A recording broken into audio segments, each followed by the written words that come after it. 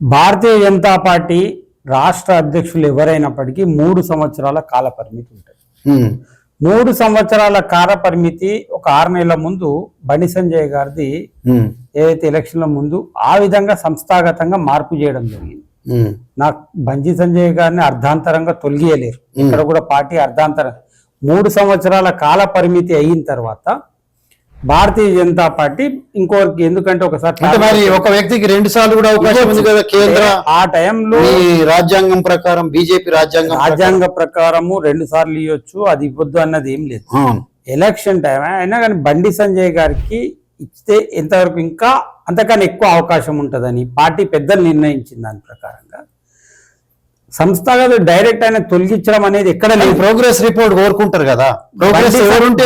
బండి సంజయ్ తీయడం వలన పార్టీ నష్టపోయింది అనేది ప్రజలలో ఖచ్చితంగా లెవెల్లో వచ్చింది.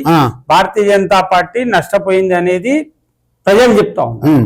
ప్రజలే కానీ వాస్తవంగా బండి సంజయ్ గారు ఉంటే 30 సీట్లు గెలిచేవాళ్ళు. అంటే రాష్ట్ర ఒప్పందం ఇడెన్ ఎజెండా ఏమన్నా ఉందా అని తప్పించడానికి కారణం? అట్లాంటిది భారతీయ జనతా పార్టీ ఏ పార్టీ తోటి రాష్ట్ర ఎజెండాలు పెట్టుకొని పనిచేసేటువంటి పార్టీ కాదు. భారతీయ జనతా పార్టీ మేము రాకపోతే మా శత్రువు రావద్దని అట్లాంటి రాజకీయంగా ఏ పార్టీ కూడా నేను గెలవాలని చూస్తుంది కానీ పక్కోడు ఓడిపోవాలని చెప్పి నేను గెలవలేని పరిస్థితుల్లో గెలవలేని పరిస్థితి నేను గెలవాలనే ప్రయత్నం ఉంటుంది కానీ అవతలను ఓడగొట్టడానికి పార్టీ పనిచేయాలి. ఏ పార్టీ అయినా సరే నేను గెలుద్దాం అనుకుంటే వాడిని ఓడగొట్టడానికి వీడెందుకు ఇంకో పార్టీ ఎందుకు పనిచేస్తూ ఉంటది. అట్లాంటిది లేదు. సంస్థాగతంగా మార్పులు జరిగినాయి. ఆ మార్పులలో బండి సంజయ్ గారు టర్మ్ అయిపోయింది కనుక ఆ టైంలో మార్చడం జరిగింది తప్ప అయినప్పటికీ గతంలో 1 సీట్ ఉండే తర్వాత 8 సీట్లు వచ్చినాయి. ఎమ్మెల్యేలుగా 8 సీట్లు, స్కేల్ పెరిగింది. మళ్ళా ఓటింగ్ పర్సెంటేజ్ కూడా 20% దాటింది. అధికారం రావాలంటే 30 దాటాలి. రావాలి. చాలా ప్లేస్ అధికారం రావాలంటే 60 దాటాలి కదా. దాటాలి. చాలా ఢిల్లీ సర్కారు 100% మీకు ఎంఐఎం సపోర్ట్ చేయదు, కాంగ్రెస్ సపోర్ట్ చేయదు. అవును, ఇండిపెండెంట్లు ఏమన్నా 4-5 మంది గెలుస్తారు. ఇక ఒకే ఒక ఛాన్స్ అయింది బీఆర్ఎస్ బీజేపీ కలవాలి ఫ్యూచర్ లో. అంతే కదా, అయితే కలవాలని అంటారు. అంతే కదా.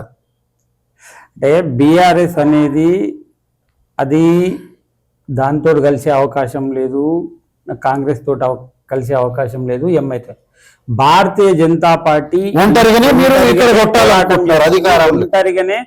60 సీట్ల మార్కును దాటి చూపెడుతుంది. అంటే మీ ఏజెండా ఏమున్నది ఇప్పుడు తెలంగాణ ప్రజలకు చెప్పండి.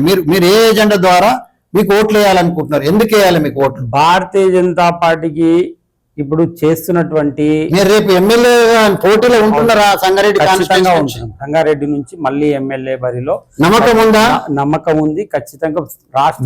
బీఫామ్ ఇప్పుడు రాష్ట్ర మొన్నట్లుగా బలిక బక్రా ఎప్పటికీ కూడా ఒకటే రకంగా రాజకీయాలు ఉంటాయి. ఆశావాదంతో ఉండాలి. తెలంగాణ ఉద్యమం పోయినసారి జరిగింది అని చెప్పేసి వచ్చేసారి జరుగుతుంది అని చెప్పి నిరాశావాదంతో పనిచేయాలి. నేను కూడా అట్లా లేను, మీకు అడుగుతున్నాను. ఖచ్చితంగా ఆశతోటే ఉన్నాము. దానికి తగ్గట్టు పెద్దలందరూ కూడా ఒక అభయం కూడా ఇవ్వడం జరిగింది. ఆ విధంగానే ముందుకెళ్తాం.